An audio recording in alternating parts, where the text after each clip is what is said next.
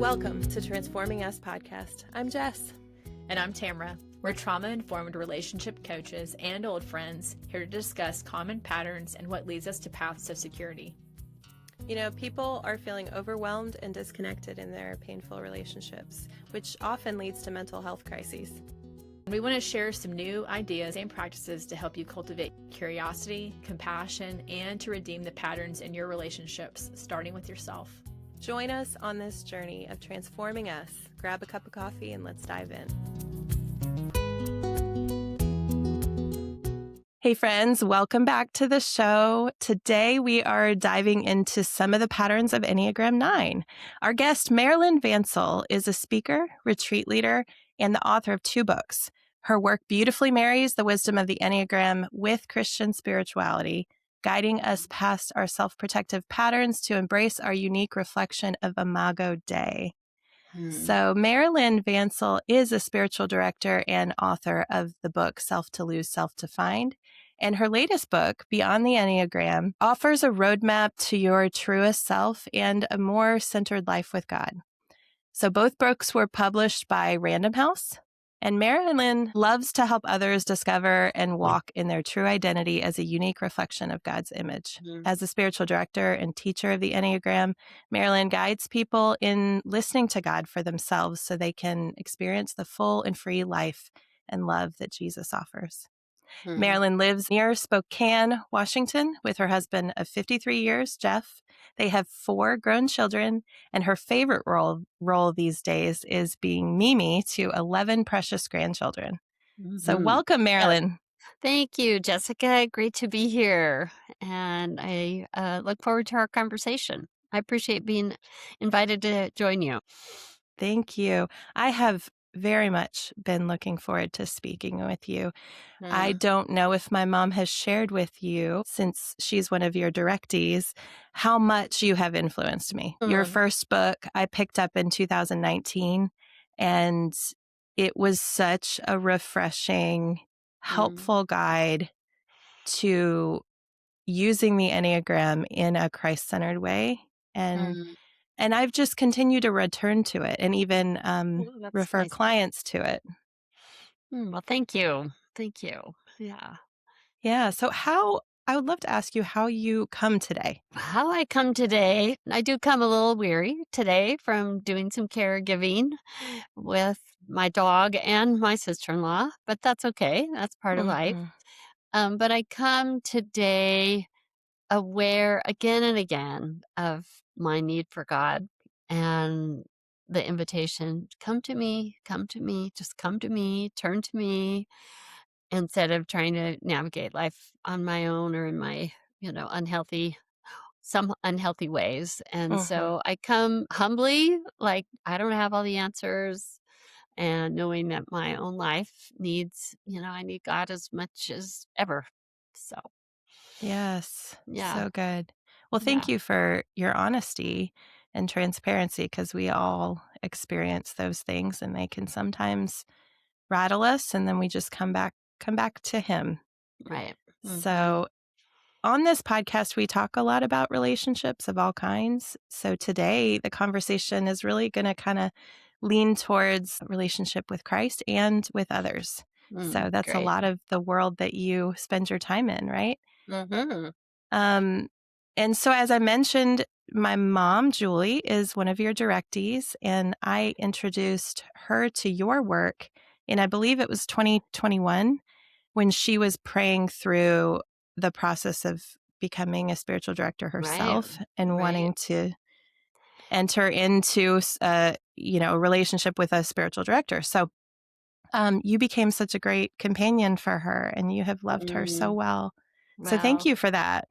Yeah, well, you're welcome. It's not hard to do. She's a wonderful, lovely woman. And the privilege of being a spiritual director and witnessing what God is doing in someone's life is just unmatched. And so, she does the hard work like every other directee does. They do the hard work, and I just get to be a place where they feel hopefully safe and encouraged, and I can guide them along on their journey as well.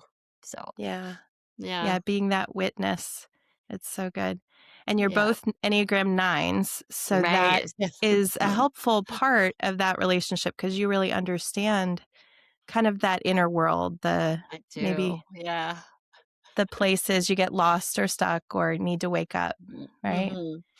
Well, us nines like to be together because we don't feel very seen Mhm. in the inner part of us because we can just go along with everyone else so easily. But to have people that get it Mhm. is always a comfort. So yeah, Mm.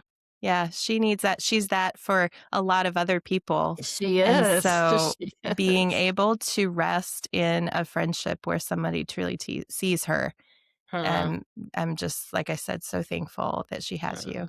huh. Yeah. Well, So, would you tell me a little bit more about you becoming a spiritual director or spiritual companion, however you want to right. describe it? Yeah. Yeah. Yeah.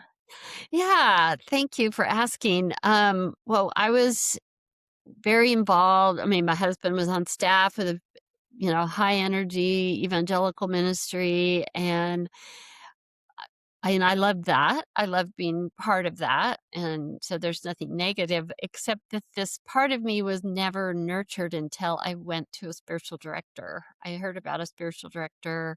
I was actually going through the Ignatian exercises. This was quite a long time ago, and this whole part of me woke up. Like, I've had this contemplative nature, but it was never nurtured by myself or the ministry we were part of. Not that they were negative about that, but it just wasn't part of the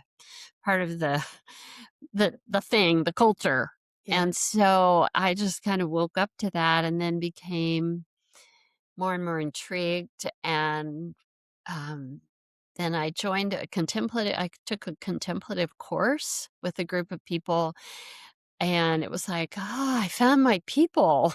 And Mm. part of the requirement, similar to what your mom had to do, was to have a spiritual director. And so I started seeing another spiritual director, and I would drive to her place about an hour away, and then spend the day there in her property. And it was just like I just came alive.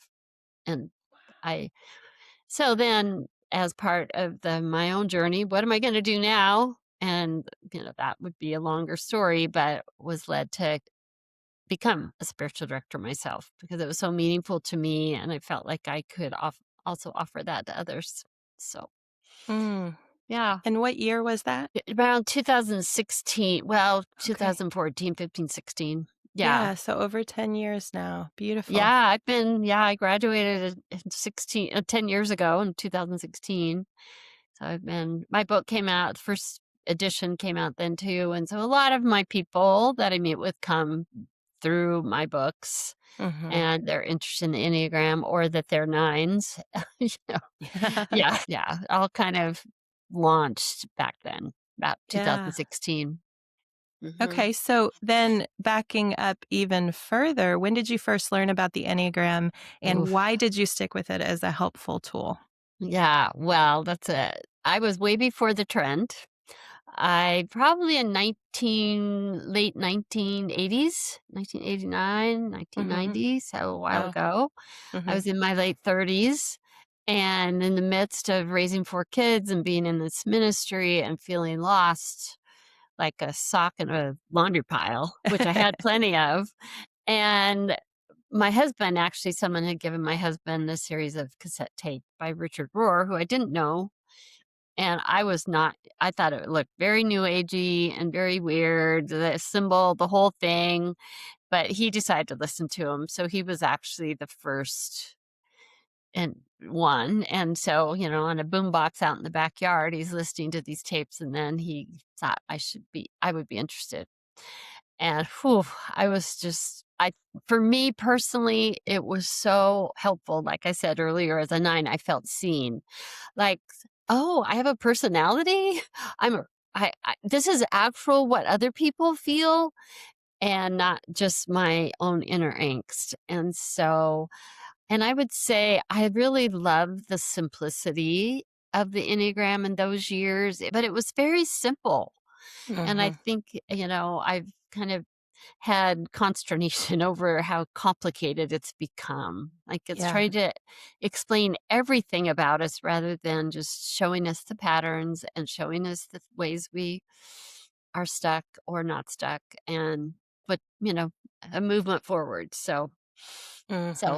it just was helpful. And I didn't, think I'd ever teach it. I just was using it for my own growth for a long time. And I would go back to it when I was, in a cycle of who am I? Why am I doing this? And I would kind of get out my Enneagram material and go, oh, that's it. That's what that's, Yeah. oh, there it is again. There's the nine. So, and it was very helpful for my husband and for our marriage because it was more convicting to him. It was comforting to me, but it was convicting to him. And then it helped us understand why we have where we clash Yeah. and and that it wasn't as personal as it is, um, you know, just our types and how we Yeah. show up.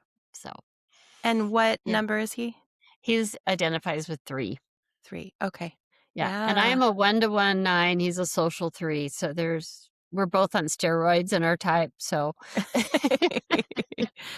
Oh, I love that. And we'll get a yeah, little bit more into those yeah. relational dynamics. In your book, you talk about the adapted self versus Mhm, the authentic self. mhm. Would you love to share Sure, unpack that for us? sure, I would, and I probably hear that the most is terms of people are talking about the work that I've done is that I gave it that language Hmm. because, lots of time you hear about true self, false self, and for me I just thought it was not quite helpful because the false self felt real. Like, Hmm. no, but it's not just a little illusion. I actually feel this way. This is real to me rather Yeah. than as some false thing. And so as I was, just thinking about that, I thought it's really more that we have adapted to the world. Hmm. It's our adapted self that came in, we come into this world innocent and unwounded and eager to live, and then we have to figure out how to survive. And so we're brilliant at adapting to our environments for our survival and for getting love and affection and for Hmm. safety and for agency. And so we create this adapted persona to get along in the world. So I call it the adapted self. And it really my book, I use a metaphor of a seed and a seed coat, like the authentic, like thinking of a seed, actual seed. The authentic part of the seed is inside the seed coat, but the seed coat was developed to protect it.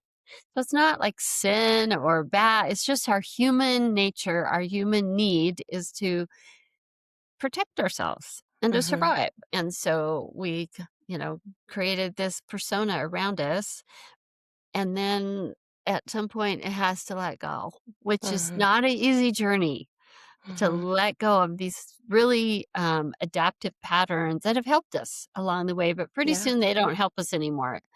They are actually not getting us the result we want. They're hurting us. And so, to me, the journey of transformation is moving from our adapted self patterns to really our authentic self, that how God created us, the unique person that we are, that is a reflection of God's image in a unique way, and just owning and becoming and living out of that more authentic place of freedom and wholeness and love.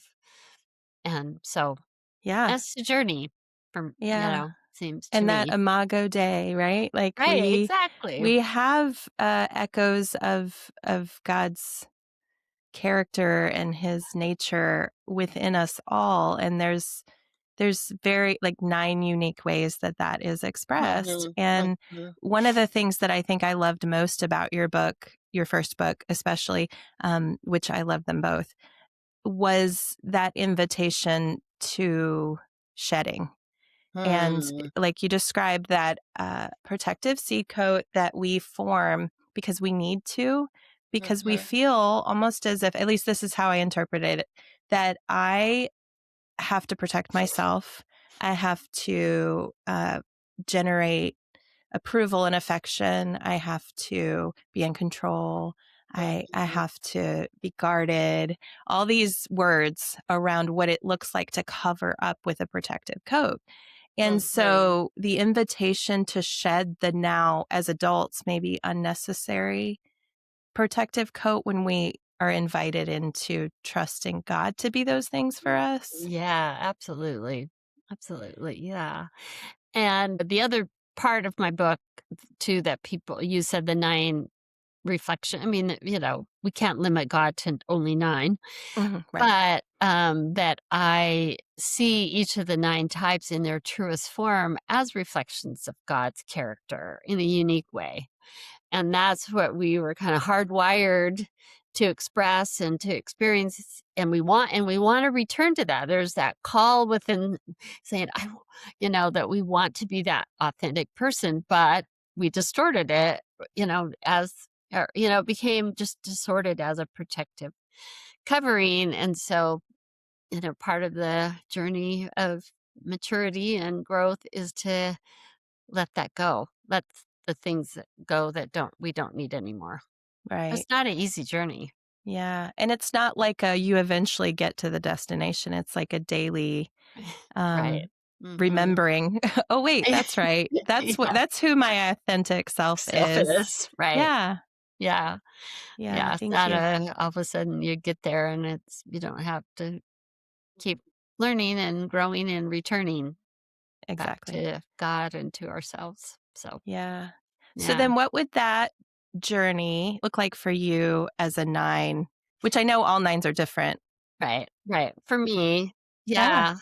Well, my adapted pattern is to let someone else live my life and let the expectations of others determine my life, and getting lost, losing myself. The other part of that protective way of being is just to not show up, to let myself be everybody else's agenda and to numb out of my own priorities. And that's what caught me the most when I first listened to those tape is, that 9s don't have a sense of their truest self. They're vague.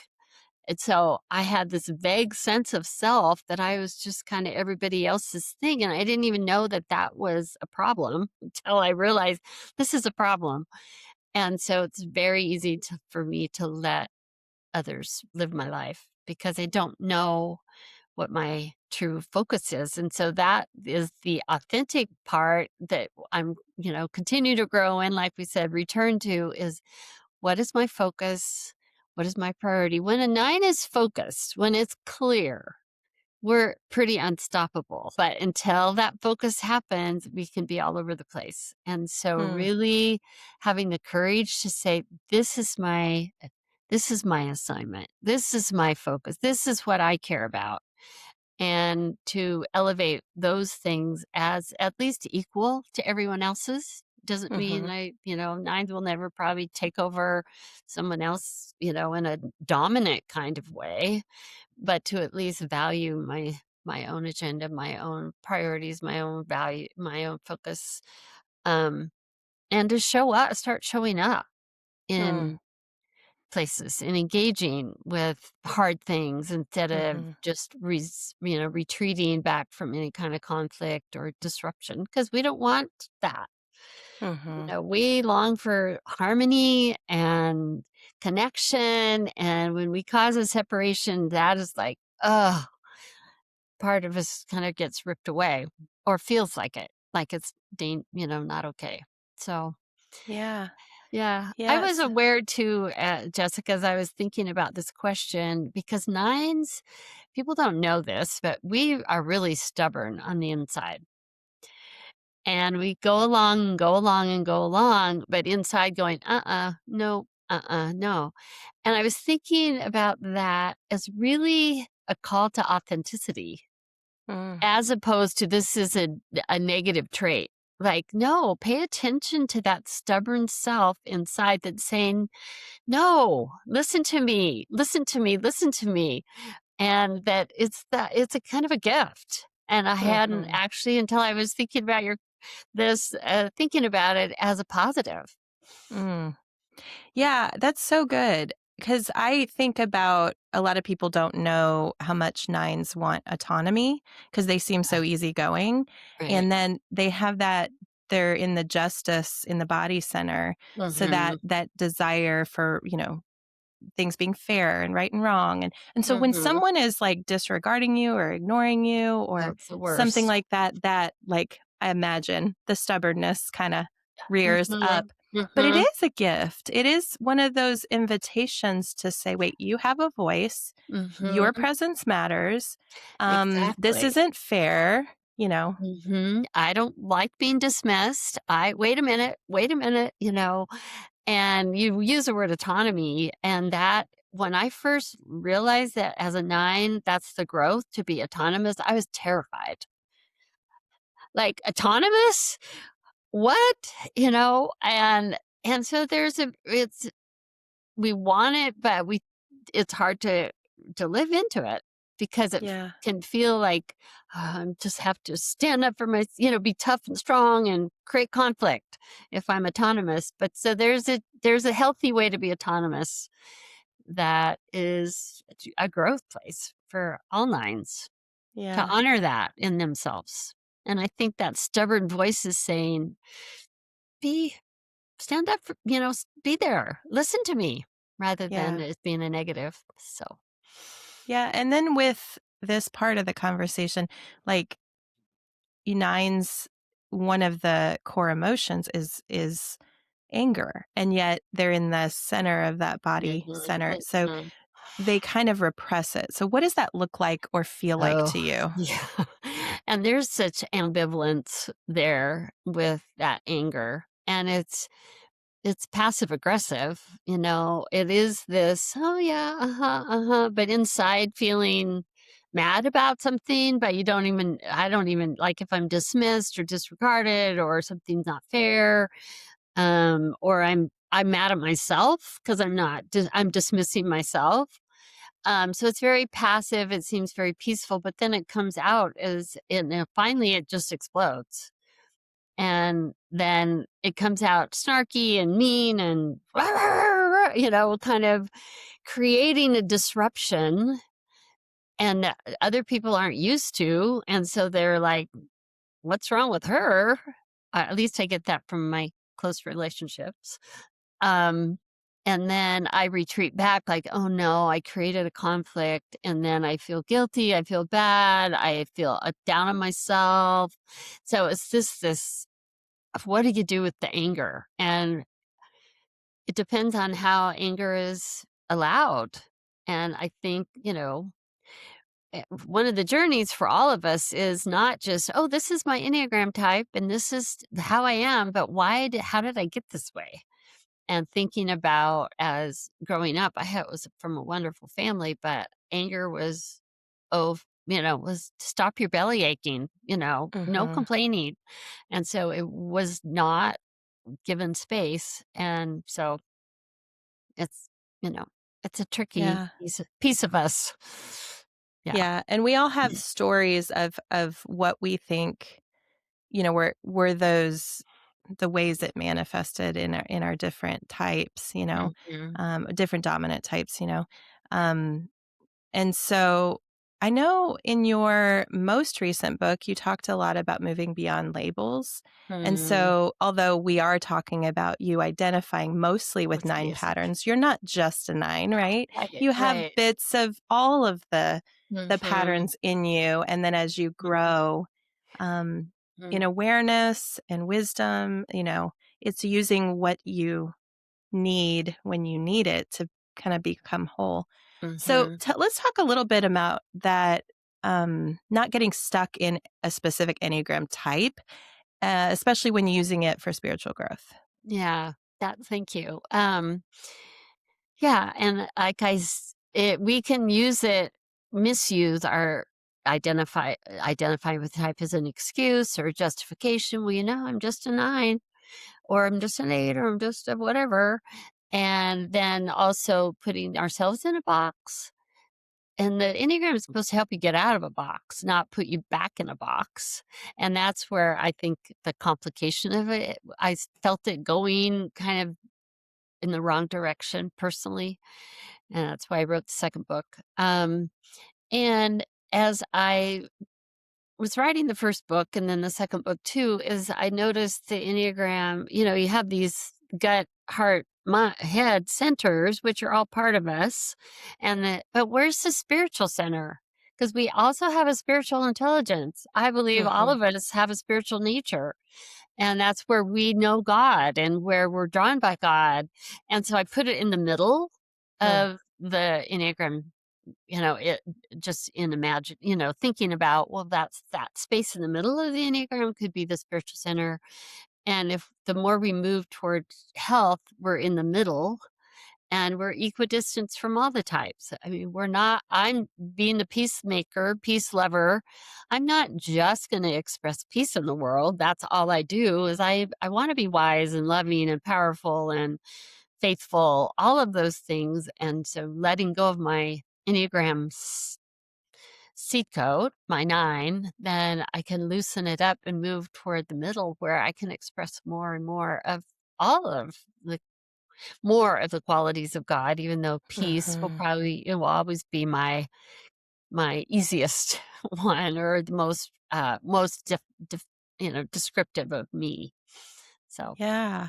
Yeah, I love that. So what you're describing is in your book that image of the drawing, mhm, which I'd love to put up here on the screen for viewers. And then if you're listening, I could probably put a link in the show notes for people mhm, to see the visual.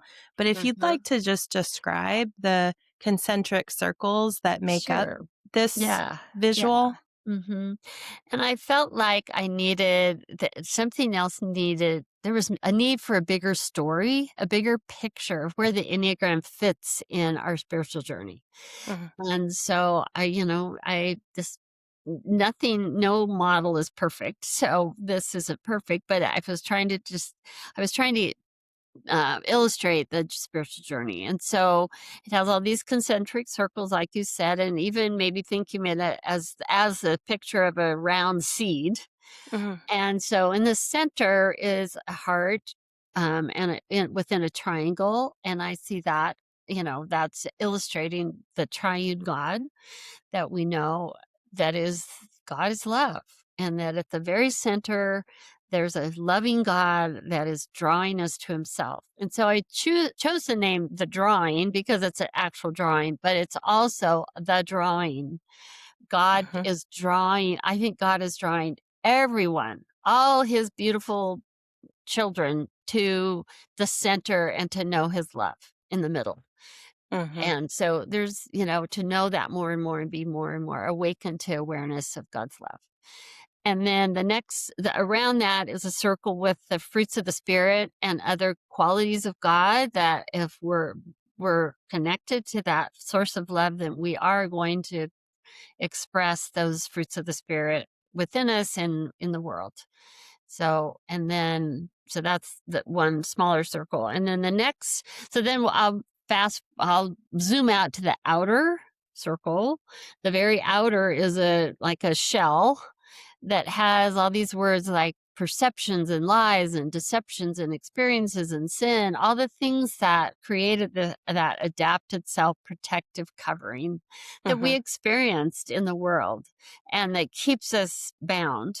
Mhm. Um, and then it within that little shell is a circle of all the fear messages, the accusations that we hear. And if you look at it, you'll see just 9 statements.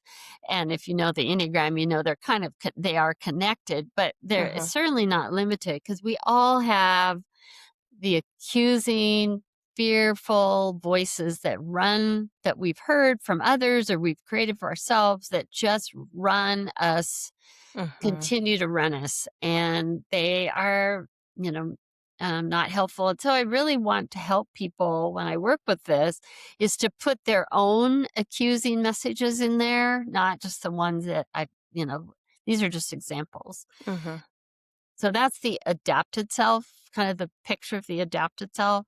Mm. So then between the adapted self circle and the circle with God's love and God, the fruit of the spirit is another Yeah. circle where we hear the affirmations from God. And so moving from the adapted self patterns down into the authentic self is hearing who we are and how God sees us and knowing our true identity as God's Mhm. beloved, but in unique ways. And there again are words that are lined up with the Enneagram types, but certainly not limited. And I love helping people listen to God Yeah. and hear who God says they are, and helping people discover their true identity in a unique way.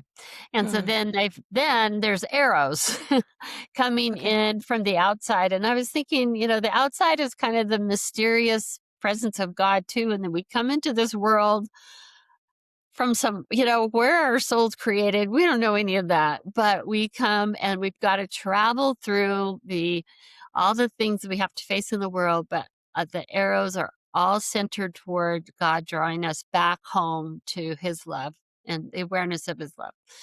And I felt like the arrows on the Enneagram just keep going around. Right. They don't go anywhere. And so I felt like, well, but this is good. God is drawing us to the center and the journey. And it's not a straight arrow, it's more like a labyrinth. But how do I illustrate that? But so I Yeah. see the Enneagram place between that authentic, adapted self moving to the authentic self. And it has a Mhm. place, but it's not the be all end all. Mm. I love that so much. And, my mind is going to so many different places, but that trusting place that's centered with God, I would, maybe sometimes refer to it as being integrated, or, you're hearing from the Holy Spirit and you're resting, and you're kind of in that easy yoke that we hear I about love in that. Right. Matthew Hmm. 11. And that place, we aren't forcing anything, and Mm, that mhm. authentic space with God um is open. Mm, Yeah. yeah. And so I also was reminded of a recent conversation I had with Reverend Claire Lowridge, who talked about the Mm, Enneagram as like when you're in your, she called it false self, but that you're on your edge. That's the point Oh, that yeah. meets the number. Yeah. But then, Mhm, she talked about too something similar, kind of this, coming inward and being in this mm, place of open. But yeah, I think more and more I'm hearing from those who are using the Enneagram for spiritual journey and growth, that it's not about getting stuck in the labels and the patterns and mhm. let me just find everything I can out about my one number, Right. but that it's a place to start to Exactly. accept Mhm, and be welcomed into how God made you and what life could look like if you mm. shed the self-protection. But then once you kind of get into the flow of that, it's not work. Right. Yeah. Yeah. And I find that and I find this with, as we're closer to the center and more grounded in God's love and God's care and in the identity that the Enneagram is a helpful tool, but it's less and less needed because Mhm. we've the journey has gone further past that. And that's why the second book was beyond the Enneagram. You know, what's what's past this tool, which is so helpful, but it can, and I was really getting annoyed with people saying, "Wow, I really love pets. I wonder if that's because I'm an Enneagram 7." Like, no, you can just like pets. Everything isn't defined by your Enneagram type. And I think that's where it can be, not a helpful tool, or, saying that about other people too. Oh, there you go again. You're just being a 6, that Mm, kind of, it's just not useful. It's not the way right. it's meant to be. So, Yeah. Yeah, yeah. it's not a label, it's not a box, it's not an Mhm. excuse, Right. It's It's like a low It resolution picture. Yeah, and I like Yeah. the word pattern. It's a pattern, and Mhm, noticing your pattern mhm. is similar to all the 9 patterns are similar. The 9 pattern is similar to all 9s, but it shows up in different ways with each Absolutely. person. Yeah, Yeah, and we change a lot over our lifetime, which me I too. imagine as you are companioning with people on their spiritual journey and you help them um, to maybe even see some of those self-protective patterns, Mhm. as if and when you use the Enneagram within those relationships. But what's that like for you as you invite people into noticing? Hmm. Hmm. Yeah, and sometimes I think of myself as a prober, like Mm, I'm kind of probing for, can you say more about that? When they say something that is self-reflective, like, oh, I found myself being so torn up about this conversation. And I'd say, well, what does torn up mean?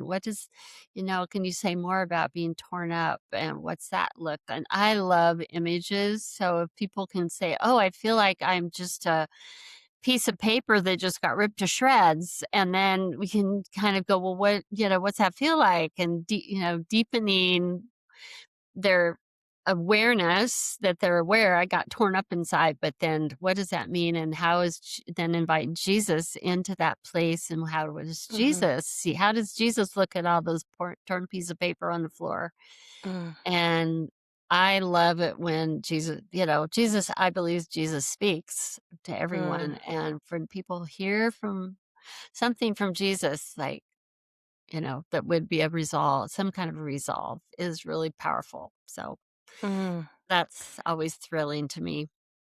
Yeah, I Yeah. imagine you would use a lot of imagery, kind of like Saint Ignatius does in Mhm, imaginative mhm, prayer, and how mhm. you invite them into kind of seeing Jesus in these struggles. Jules, yeah, yeah, and he wants to be there. He said, "I'm with you always," Mhm, and welcoming these experiences, our own experiences, having a sense of open, like you said, well, open and welcome.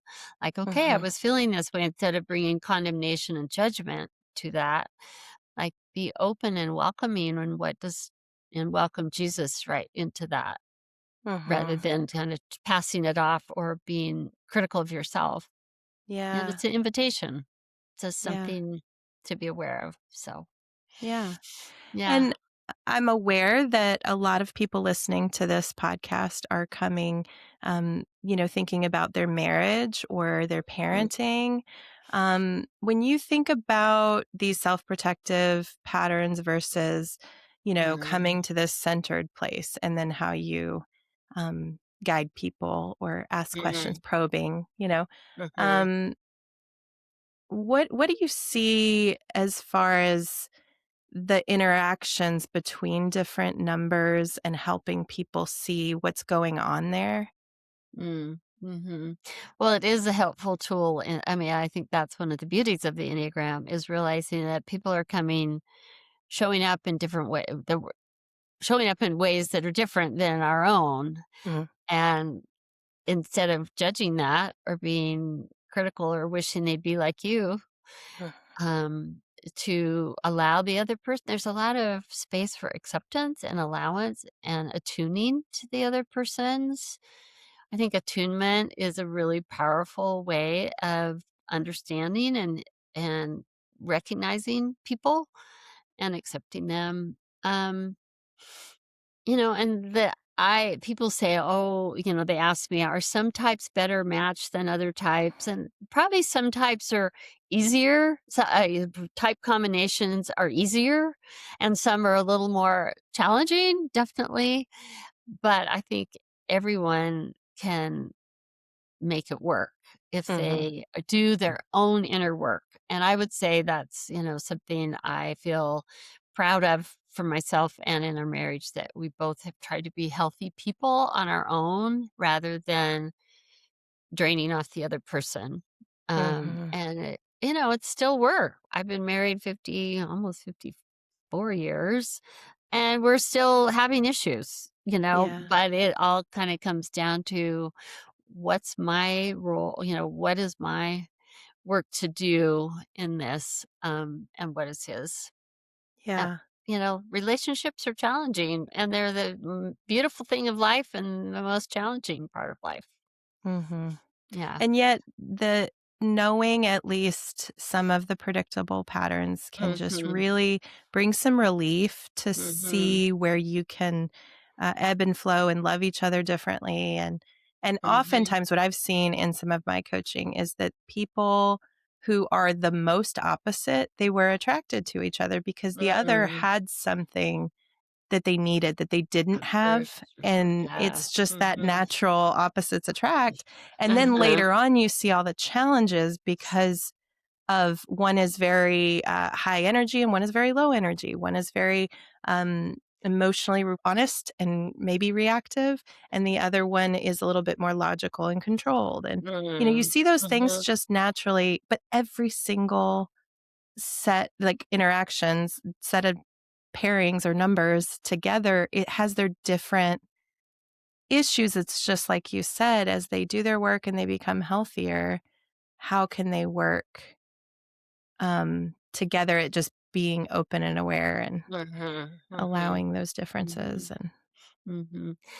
And the challenge, for me as a 9 and my husband as a 3, with high energy, visionary, social, and my default is to want to merge. And I had a really powerful experience just 2 weeks ago of realizing I back to wanting to merge because I felt really hurt by something, Mhm, and I realized I was sitting there going, "Oh, I wanna just merge." And I had this visual of me being pulled out of my body, like a mirage was sitting next to me of me, and I realized, oh, that's what happens is I get pulled out when I attempt to merge, I'm getting pulled out and I become a mirage or a vapor. And instead of being, and so it was really like, whoa, this is true. And then got some stuff out about the one to one and realized that's exactly what they say. You get pulled out of yourself by trying to mhm. merge with the other person. And it's not healthy for either one of us Yeah, to do that. yeah. So, Yeah, I think there are some types that are just naturally more others focused, like mhm, twos might be feel that too, just kind of that self-abandonment for the right. sake of the other, because 'cause Other. you're running everything through that filter of what do Hmm. they want me to be? What do they need? But yeah, that's that work of like, wait, I do have a self. Like, Right. And I I'm autonomous here. yeah. I'm not a appendage Yes. to someone else, which would is more that's where I said, it's easy to just lose myself and let somebody else live my life. Right. Yeah, so Yeah. And we are all on a unique spiritual journey. And I we think another are. helpful thing that I learned about in your book was just the stages to the spiritual Mm, journey. And I think mm, listeners would really benefit from hearing mhm. you say more about this inner Okay. transformation through the stages. Yeah, I'd be glad to. Try to summarize it really quickly. And it really actually comes from a book called The Critical Journey. Oh, And yeah. there are 6 stages. Um, but so the first stage is just a recognition of God. Oh, there's something outside of myself. And it can be as a child or as an adult. At some point in time, there's this, oh, there's a God. There's something outside of me. And it's kind of awestruck with that. And then the second stage is the discipleship stage, and where you want to learn as much as you can. And this kind of applies to the Enneagram too, as well. Oh, I'm just going to read and I'm going to learn and I'm going to go to a church where they have great teaching and I want to soak it all up and learn as much as I can because about this God that I've now discovered is there. And it's a beautiful time of discipleship and learning and mission and belonging to a community of people that are feeling the same way and supportive. Um, and so that's one stage, which is really important. And these are not like, you know, you're moved from one to the other very clearly. But the third stage is productive, the productive phase. Like, my faith now is informing my life. It's how I spend my money. It's how I raise my family. It's the work that I do. How I it's a production and serve in the church and serve here and serve there, do missions and give and be out in the world as a faith-filled person that now knows Jesus, and I want to express it in the world. And so all good stuff. Mhm. Um, at different levels for people. And I'm curious about this in terms of this newer generation, because I think this is very common for earlier generations of faith in the evangelical world. And I don't know, but it seems to apply. Mhm. But then there's this inner journey, a twist around, like, I don't know what I believe and I don't know what I do. And the crisis happens and there's questions. Paula D'Arcy calls it the table that you were holding on to just broke, Mm. and you don't know what do I believe and what does hold me up. And Yeah. it's called hitting the wall, and it's can be really unsettling. And I think a lot of people, they talk about deconstruction, all this deconstruction. I think that's an invitation to say, okay, don't throw it all out, Right. but it's an invitation to a deeper life with God. But it's unsettling Mhm. and it's confusing, and what's up and what's down. And then, so that would be the inner journey. And then kind of getting through that wall, and however you however God leads you and however you stay with it. Because some people don't even, they just go back to, okay, this is what I know. I'm productive. I'm gonna read more Bible verses and be in a Bible study and just stay there. That's great. That's comfortable. I don't want to go through the deeper Mhm. inner journey. Um, and not to be critical of that, but it is a reality. But Yeah. then once, that passes through, then there's this other side that, stage 5 and 6 is just this new sense of shalom. Like you were saying, a openness, a shalom, a sense of grounding and union with God, and just this more not striving to earn and be approved for your faith, but to just Mhm. that the faith in Jesus and relationship with Jesus is spilling out into your life, but in a peaceful, just a different way, even though you may look the same, but it feels different on the inside. Mhm. And then, ultimately a union with God, which is, you know, in the end, what we all are going to experience. Right. Yeah. Yeah, and then, as you talk about the different stages, that at the end, it's like your union with God and your focus on Him is all that matters. Like, not that you Mhm. ignore people, because I know I'm Mhm. in a program called the Soul Care Institute. Oh, And yeah. so, yeah, the next retreat, which is in 1 month, is with Phil Anderson, and he's doing the critical journey. So I'm Oh, really looking good. forward to that. Okay. Or coming home to your true self. So there Mm. is like an element of the critical journey in Mhm. that, Mm.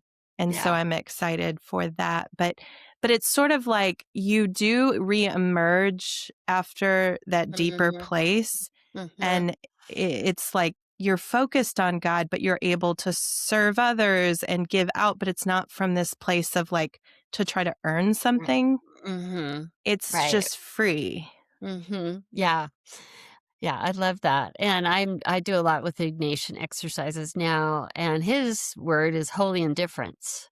You Yes. come to a place of just, it's not apathy or that I don't care, but there's just this holy sense of not hanging on too tightly to anything, and realizing God is with me no matter what I go through or what happens Hmm. to me. It's not that I don't grieve if I lose someone, but there's just a sense of God's shalom and peace and Mm.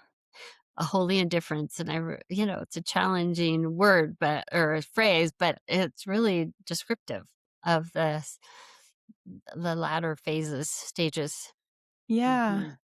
And I think that this kind of culminates our entire conversation, that the idea of inner freedom and Mm. experiencing Mhm. that freedom is the point of Mhm. even getting into work with the Enneagram in the first place, is to Mhm. Mhm. eventually be in a place where you're free from the confining patterns of your adaptive self, and to Mhm. be able to be rooted in the ground and to sprout and to grow into Mhm. whatever it is that you were made to be. Mhm. Yeah. Yeah.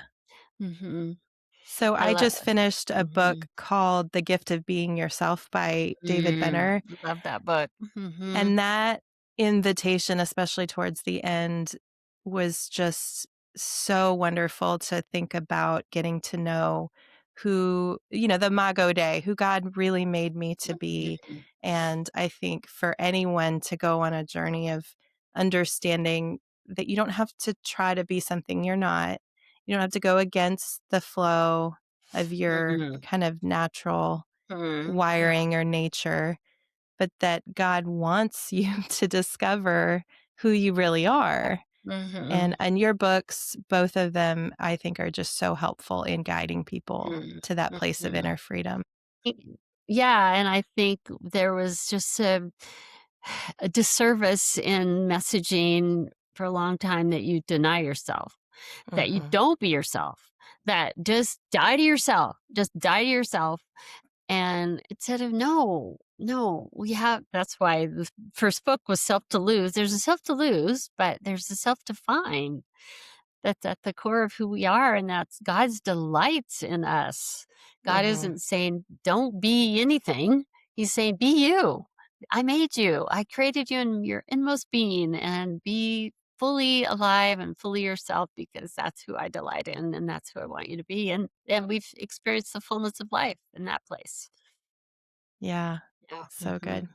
Well, I have Yeah. somewhere that you had said for 9, waking up to your own life is the greatest gift you can give the world. And Hmm. so it got me thinking about like practices, and what is what is Hmm. something that you practice on a regular basis to help Hmm. you wake up? Yeah. Well, it really is silence. I do centering prayer regularly, not as regularly as, yeah, I mean, I'll just say regularly, occasionally.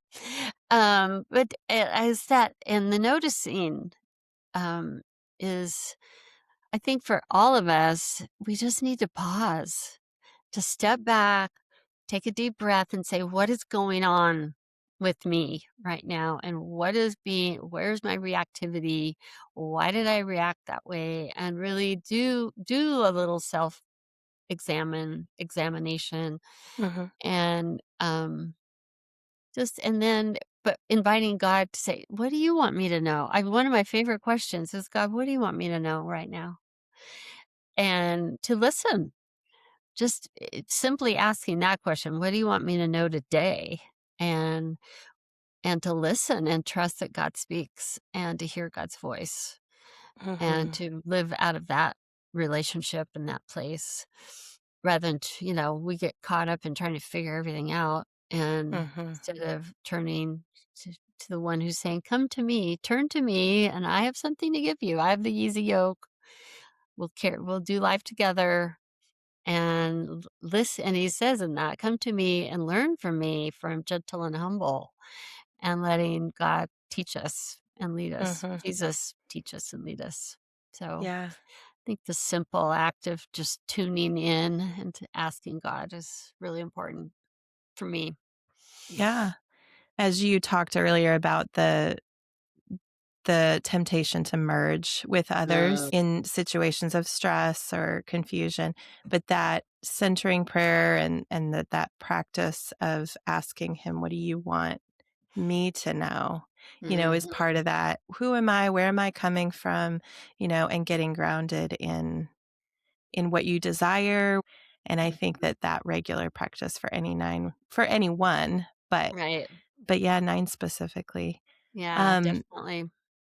would you have any suggestions for people to just keep in mind if they're just beginning their journey of how do I become healthier as a 9 and enter this Mm, process. They can pick up your mm, books, they'll be in the show notes. But mhm. what else would you say to them? Well, I think one of the important elements, the understanding all of types is the focus of attention, Hmm. because where our focus of attention is where our energy goes and where our behavior comes. Mm, So, and we can shift we have agency over what we're focusing on. And for nines, it's the focus on the expectations of others hmm. and just seeing like how we get trapped into that, just paying attention to that. And it's not expectations. I mean, their expectations is a big topic. It's not expectations I have of myself or expectations I have of life that I'm holding, but what am I perceiving as the expectations of the other? And sometimes it's unspoken, sometimes it's spoken. And how is that now I'm focused on that and there's my energies going and there's my behavior.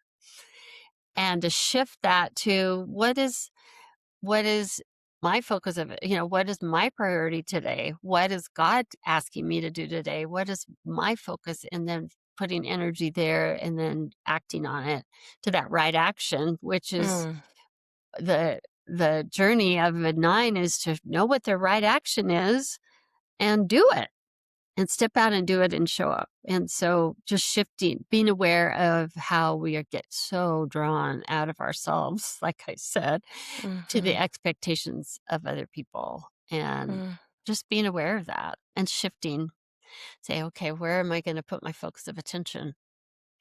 Yeah. Yeah. Yeah. I was even imagining too, like 9s, I experience them as being very grounded for me. Mhm. But for a 9 to remember, like, being drawn into right action and being grounded in Mhm. themselves Themselves. and Mhm. in what they have agency over and what, Mhm. where their voice matters and things like that. I Mhm. just think that Mhm. that's probably something that 9s really do need to hear because I Mhm. know they hear how grounding they are for other people. Right. Um, Right. They bring a so sense of calm and yeah. receptivity, but it's not always what they're feeling internally. Mm. And yeah. Well, you have so much wisdom, and I'm so thankful. Just the way that you can sit with people and listen to Mm, them, and like you said, ask good questions and draw out where God's meeting them in their life. mhm, mhm. It's such a gift, and I'm so thankful you found spiritual direction, and my mom found you, and Oh, um, I've loved following your work. So well, thank you, Jessica. It's really an honor to be with you, and it is an honor to be with people, as you know, in your work yeah. too, that to let people allow you into their lives and those deep recesses of their story that a lot of other people don't see or honor. So Mm, I appreciate all of your work too. I know thank you. your mom speaks very highly of all the different ways you're integrating so many different pieces to bring help to others. So Yeah. I it's am a been fun to be with sponge. I you. feel like but she taught me to never stop learning. I mean, she's been a Mm, student of so many different mm. Yeah, she has. modalities and things to just not only help others, but also be healthy herself. It's like all part of the same Mm, work. So for she sure. has definitely guided the way and helped me to Mm, know who I am mm. along this journey. So. Yeah, what a gift. Well, I like to close every show with a blessing. So, Okay. Marilyn, may you be aware and open to Mhm, everything that comes to you today because you mm. know it is for your transformation. Amen. I received that.